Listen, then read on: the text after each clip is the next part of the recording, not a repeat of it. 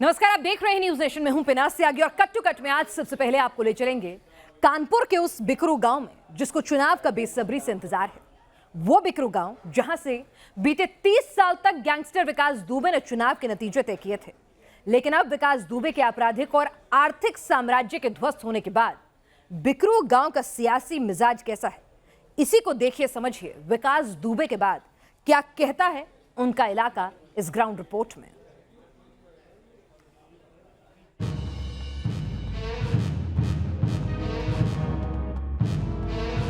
उत्तर प्रदेश के कानपुर का ये वही बिकरू गांव है जहां 2 जुलाई 2020 को सीओ समेत 8 पुलिसकर्मियों की हत्या ने देश भर में हड़कंप मचा दिया था। लेकिन बिकरू कांड के बाद हुए गैंगस्टर विकास दुबे के एनकाउंटर पर सियासतदानों ने जाति का रंग भी खूब चढ़ाया। यूपी चुनाव में इस मुद्दे को सियासी हथियार के तौर पर इस्तेमाल भी किया जा रहा है, लेकिन हिस्ट्री शीटर विकास दुबे के खात्मे के बाद क्या बिकरू गांव उसके दहशत से आजाद हो चुका है? चुनावी सीजन में बिकरू का सियासी तापमान कैसा है, ये जानने के लिए न्यूज नेशन की टीम ग्राउंड जीरो पर पहुंची। जिस बिकरू कांड ने देश और दुनिया में सुर्खियां बटोरी थी, उसी बिकरू गांव में हम इस वक्त आ पहुंचे हैं, जहां कभी विकास दुबे के आतंक का सिक्का चलता था। लेकिन अब ये गांव किस तरह से लोकतंत्र की खुली हवाओं में सांस ले रहा है और किस तरह से बदला है यहाँ का चुनावी वातावरण, और किस तरह से लोग यहाँ पर अपने मुद्दों को रख रहे हैं और उस घटना को याद कर रहे हैं, जरा लोगों से बात करते हैं। गैंगस्टर विकास दुबे के सियासी रसूख का इस बात से भी अंदाजा लगाया जा सकता है कि 30 सालों से विकास दुबे ने यहाँ चुनाव के नतीजे तय किए थे। विधानसभा चुनाव से लेकर पंचायत चुनाव तक गैंगस्टर विकास दुबे की ही तूती बोलती थी। विकास दुबे अपनी कोठी के छत पर जिस भी पार्टी का झंडा लगा देता, बिकरू समेत आसपास के दर्जनों गांव के ग्रामीण उसी पार्टी के उम्मीदवार को वोट देते थे। लेकिन विकास दुबे ने लोकतंत्र को अपनी जिस कोठी में बंधक बना रखा था, वो अब मटिया मेट हो चुकी है। बिकरू गांव साल 2007 तक चौबेपुर विधानसभा में था। इसके बाद परिसीमन में ये बिल्हौर विधानसभा क्षेत्र में शामिल हुआ। चुनाव आते ही स्थानीय नेता बिकरू गांव की परिक्रमा करने लगते थे और गैंगस्टर विकास के फरमान पर बिकरू समेत आसपास के 20 गांव में एक तरफा वोटिंग होती थी। लेकिन 2022 के महादंगल में गैंगस्टर विकास दुबे के एनकाउंटर और इस केस में खुशी दुबे की गिरफ्तारी के बाद बिकरू को सियासत का एक हॉटस्पॉट बनाने की विपक्ष ने खूब कोशिश की। बिकरू के बहाने यूपी के 13 से 14% ब्राह्मण वोटरों को साधने का दांव भी चला। योगी सरकार पर ब्राह्मणों को प्रताड़ित करने के आरोप भी लगाए। बिकरू गांव में ये अमर दुबे और खुशी दुबे का घर है और इस घर में सिर्फ उनकी दादी रहती हैं और कोई नहीं, क्योंकि खुशी भी जेल में है और खुशी की सास भी जेल में है, यानी अमर की माँ भी जेल में है। एक बड़ा तबका ये मानता है कि खुशी का इन्वॉल्वमेंट इसलिए नहीं था क्योंकि 2 दिन पहले शादी होकर आई थी और खुशी की खुशियाँ महज 2 दिन तक ही इस घर में रही थी, और उसके बाद हुए यहाँ पर जो गोलीकांड है, उसके बाद का जो मंजर है आज तक नहीं बदला और ये घर कुछ इसी तरह से वीरान पड़ा हुआ है। लेकिन विकास दुबे के एनकाउंटर में मारे जाने के बाद अब बिकरू और आसपास के गांव का चुनावी माहौल कैसा है, बिकरू के गांव वालों के दिल में क्या है, ये जानने के लिए न्यूज नेशन की टीम ने बिकरू गांव का सियासी नब्ज भी टटोला। कैसे पहले चुनाव होते थे और इस चुनाव में क्या है? पहले अगर प्रधानी की बात की जाए तो प्रधानी के चुनाव तो इन्हीं का कैंडिडेट रहता था हमेशा से, और इसके अलावा कोई अगर पर्चा भी भरता था तो वो उसका पर्चा फाड़ के फेंक दिया या ब्लॉक से निकलवा दिया गया। तो ग्राम पंचायत का चुनाव होता है, वो अपनी शुद्ध माँ, हमारे बच्चे भी हैं। अब पहली बार हमने मतदान किया अपने हाथ से। 20-25 साल 35 साल ते लगभग ये कुछ नहीं होता है, चुनाव बीच में होना नहीं लग रहा है। मतलब फिलहाल बिकरू गांव में कैसी सियासी हवा बह रही है, चुनावी रेस में किस पार्टी को यहाँ बढ़त हासिल है और कौन पीछे है, ये जानने के लिए आगे बढ़े उससे पहले एक नजर बिकरू के रक्त रंजित अतीत पर भी डाल लेते हैं। 1 साल पहले 2 जुलाई 2020 को कानपुर का ये बिकरी गांव गोलियों की तड़तड़ाहट से गूंज उठा था। आधी रात को बिकरू गांव में गैंगस्टर विकास दुबे और उसके गुर्गों ने डीएसपी समेत 8 पुलिसकर्मियों की हत्या कर दी थी। बिकरू कांड के बाद हफ्ते भर तक फरार दुबे को उज्जैन में गिरफ्तार कर लिया गया था, लेकिन 10 जुलाई 2020 को यूपी आते समय पुलिस की गाड़ी पलटने पर विकास हथियार छीनकर भागने लगा, जिसके बाद पुलिस ने विकास दुबे को एनकाउंटर में मार गिराया। विकास के 5 साथी भी अलग अलग मुठभेड़ में मारे गए। विकास दुबे और पुलिस के बीच हुए खूनी संघर्ष में ये समूचा इलाका गोलियों की तड़तड़ाहट से गूंज रहा था और जमीन खून से लाल हो रही थी। इस इलाके में आप देखिए तो चप्पे चप्पे पर आपको उस वक्त की घटना के निशान हैं। यहाँ पर भी देखिए तो 2 गोलियां लगी हुई थी जिसके निशान अभी भी बाकी हैं और इस कल के नीचे भी नाम विकास दुबे का लिखा हुआ है। इसके साथ ही आप इस इलाके के चारों तरफ देखिए तो जो घर आपको दिखाई दे रहे हैं, किसी घर की ऐसी दीवार नहीं बची थी जिस पर गोलियों के निशान नहीं थे और यहाँ पर एक के बाद एक 7-8 पुलिसकर्मियों को विकास दुबे के गुंडों ने और आतंकियों ने मार गिराया था। ये जो हिस्सा आप देख रहे हैं दरअसल सड़क का, इस सड़क के हिस्से पर मैं आपको बताऊं किसी घर के ठीक पीछे की तरफ से जो सीओ था उसने जंप लगाया और साथ ही कुछ पुलिस वालों ने इस घर के पीछे जान बचाने की कोशिश की, लेकिन वो भी मारे गए थे। इस घर के दीवार पर भी मैं आपको दिखाऊं कि किस तरह से गोलियों के निशान अभी भी बाकी हैं। उसे देखकर आप समझ सकते हैं कि मंजर यहाँ पर कैसा रहा होगा और किस तरह के खौफनाक दृश्य को इन दीवालों ने सहेज रखा है। गैंगस्टर विकास दुबे की दबंगई का ये आखिरी ताला भी बिकरू के पंचायत भवन में टूट चुका है। इस पंचायत भवन पर खुद विकास दुबे ने ताला लगाया था, जिसे खोलने की हिम्मत किसी की नहीं थी। लेकिन अब विकास के तालों को तोड़कर नए प्रधान ने इस पंचायत भवन में कदम रखा है। बिकरू के इस पंचायत भवन पर कभी दहशत के ताले लटकते थे, लेकिन अब लोकतंत्र का ताला यहाँ लटक चुका है, क्योंकि इस पंचायत भवन पर पूरी तरह से कब्जा विकास दुबे का था और उसने इस पर ताले लगा रखे थे। कहते हैं कि इसके भीतर उसके बम का जखीरा था और हथियार भी रखे जाते थे। लेकिन आप देखिए कि दहशत के रंग किस तरह से घुल गए हैं और अब लोकतंत्र का रंग यहाँ पर चढ़ता हुआ दिखाई दे रहा है। इन दीवारों पर जो रंग रोगन हो रहा है और यहाँ जो रंग दिख रहे हैं आपको, दरअसल लोकतंत्र के रंग हैं और अब ये विकास दुबे के आतंक से आज़ाद इलाका है। आपसे जानना चाहूँगा किस तरह से इस पे पूरी तरह से विकास दुबे का कब्जा था और आज ये सब कुछ आज़ाद है। ये पहले तो जब से हमने देखा इसमें ताला लगा रहता था, लेकिन जब हम लोग जीते थे इसके बाद से ही सभी अधिकारियों को लेटर हमने दिया था, लेकिन अभी तक अब बड़े मुश्किल में ये सफलता मिली है जो खुल पाया। और इसका जो एक्चुअल योगी जी की जो मंशा है कि पंचायत भवन को ग्राम सचिवालय बनाया जाए, अब वो बनता नजर आ रहा है। बिकरू गांव के लोगों ने मधु देवी को प्रधान चुना है। बिकरू में 25 वर्षों से विकास दुबे के परिवार से या फिर उसकी मर्जी के प्रधान चुने जाते थे।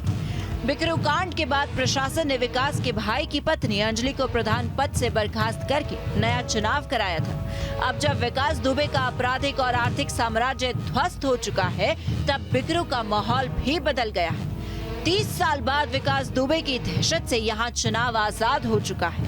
इस बार यहाँ के लोग बिना किसी खौफ के अपनी पसंद का विधायक चुनेंगे। कानपुर के बिकरू से मधुरेंद्र कुमार के साथ टीम न्यूज नेशन।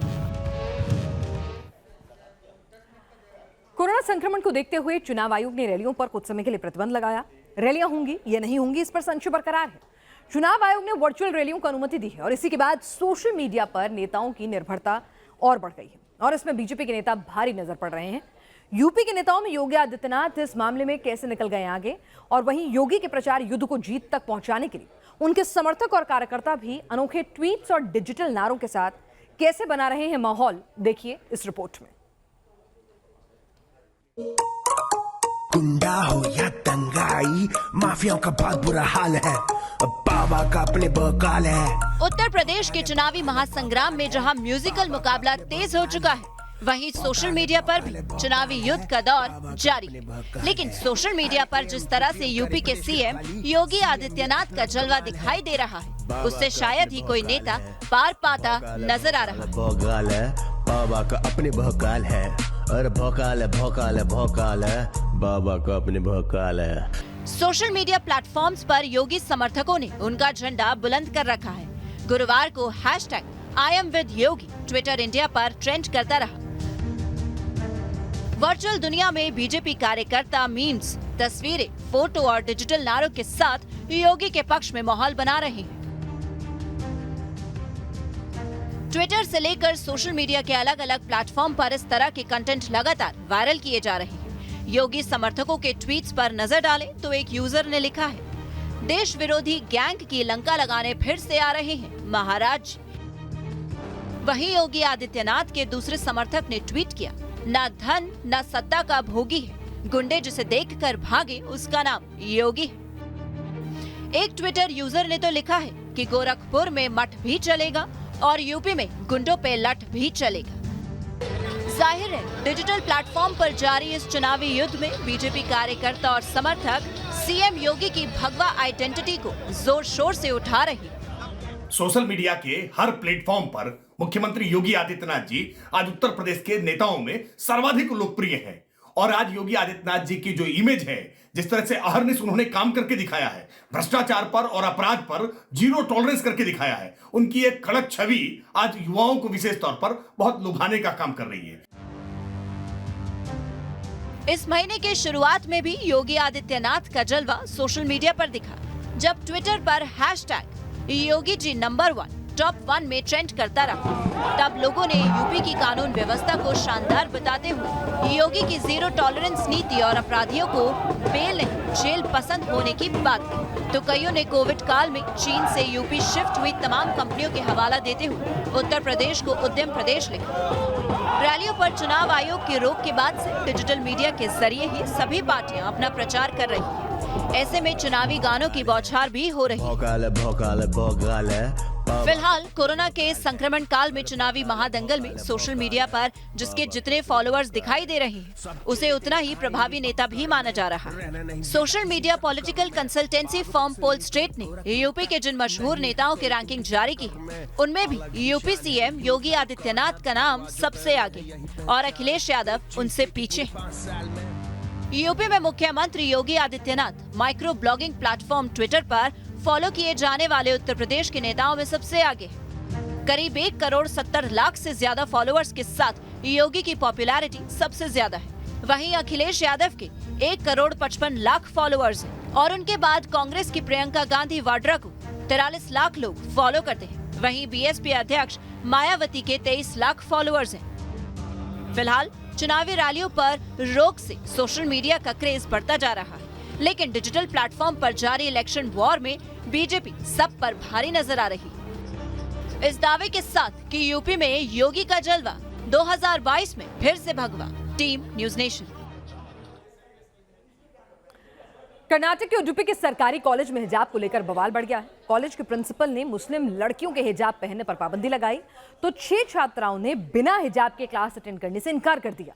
मामला जब कर्नाटक के शिक्षा मंत्री तक पहुंचा तो उन्होंने कॉलेज के ड्रेस कोड का हवाला देते हुए हिजाब पहनने को अनुशासनहीनता करार दे दिया।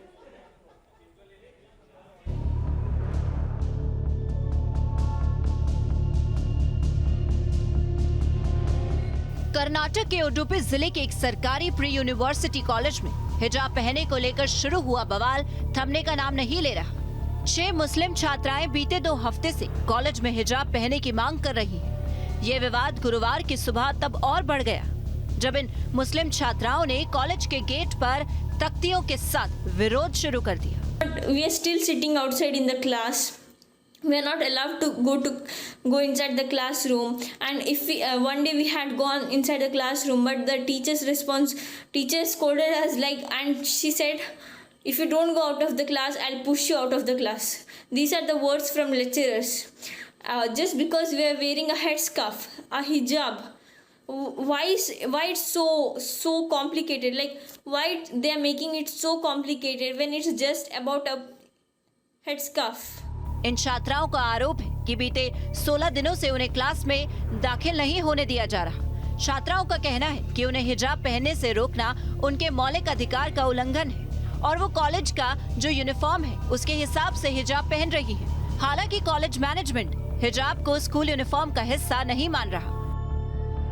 मामले ने तब और तूल पकड़ लिया जब राज्य के शिक्षा मंत्री बीसी नागेश ने हिजाब पहनने को अनुशासनहीनता करार दिया, ये कहते हुए कि स्कूल और कॉलेज धर्म का पालन करने की जगह नहीं है। हम सबको मालूम है बच्चों के बीच में कॉम्प्लेक्सिटी नहीं होने के लिए यूनिफॉर्म बहुत अच्छा एक व्यवस्था है। यूनिफॉर्म इंट्रोड्यूस एसडीएमसी कमेटी ने किया था उडुपी कॉलेज में।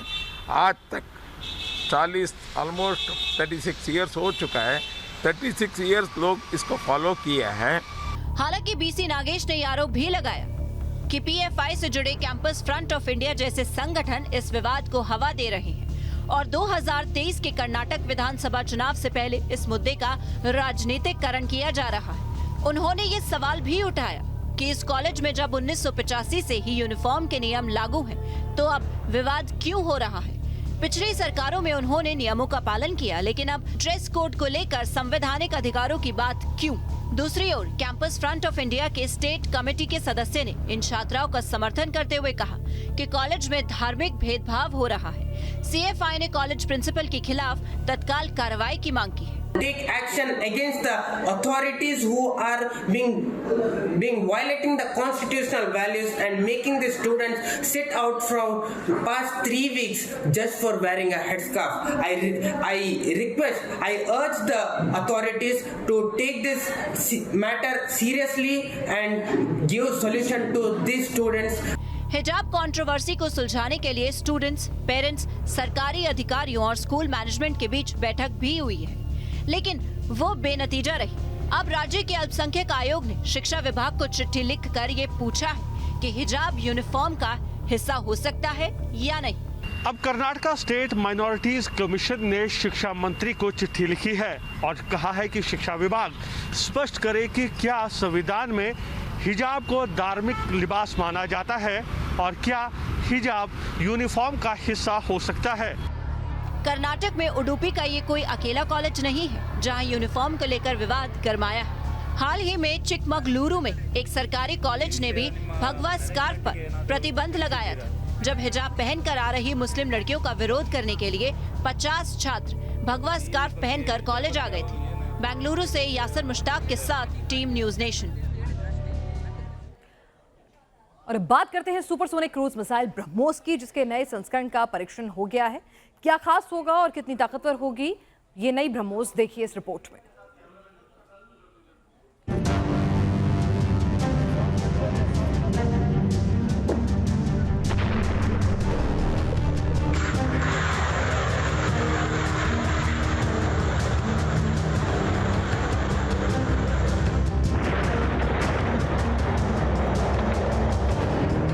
लहरों पर राज करने वाले विध्वंसक युद्धपोत का काल है ब्रह्मोस।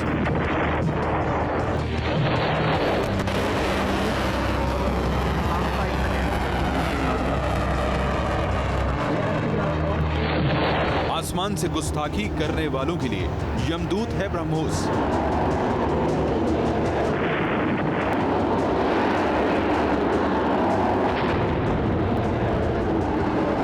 जमीन पर दुश्मनों के नापाक मंसूबों को खाक में मिलाने वाला प्रलयकारी हथियार है ब्रह्मोस।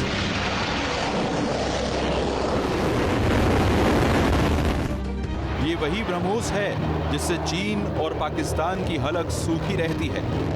अब भारत के इस बेजोड़ हथियार को और ताकतवर बनाया जा रहा है।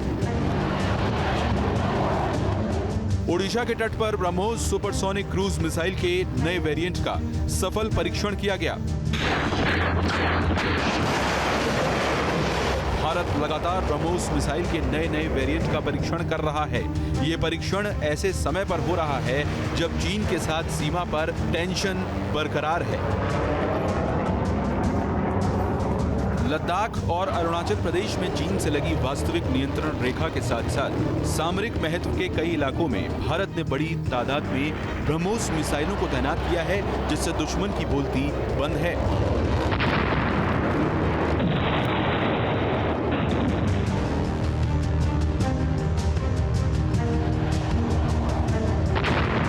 भारत की रक्षा तैयारी किस तेजी से चल रही है, इसका अंदाजा इस बात से ही लगाया जा सकता है कि नए साल में 10 दिनों के भीतर ही ब्रह्मोस मिसाइल के आधुनिक संस्करण का दूसरी बार टेस्ट किया गया है। इससे पहले 11 जनवरी को भारत ने आधुनिक सुपरसोनिक ब्रह्मोस क्रूज मिसाइल के नए वेरिएंट का परीक्षण किया था।